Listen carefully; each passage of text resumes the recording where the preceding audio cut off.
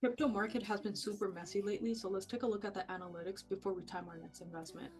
The last 30 days market cap here for the overall crypto market has been sliding back down. Historically, whenever that happens, we always have fresh capital that will step in at liquidity areas for a deeper corrective move. As you can see, we obviously don't have that happening. The overall market sentiment is still sitting in risk off. All the major crypto pairs are reporting much larger losses in the last 24 hours compared to the profits. These are positions that retail traders are closing out because they're panic selling into fear. And then they're rotating into altcoins while liquidity is shrinking. How do we know that?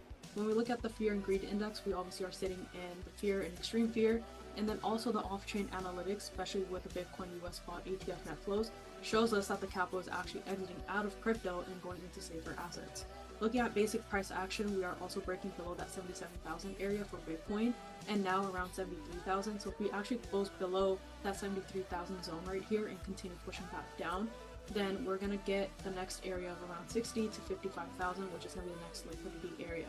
Whenever money leaves out of Bitcoin, although the cryptos pretty much follow, because they're very dependent on the flow that we're getting on Bitcoin, even if it's altcoins with great projects.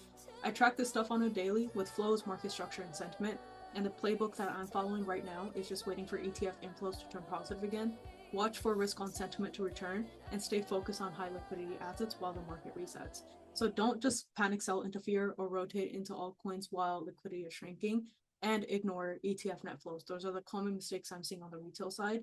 You don't need perfect timing. You just need these signals to line up, which they will. But until then, just stay patient.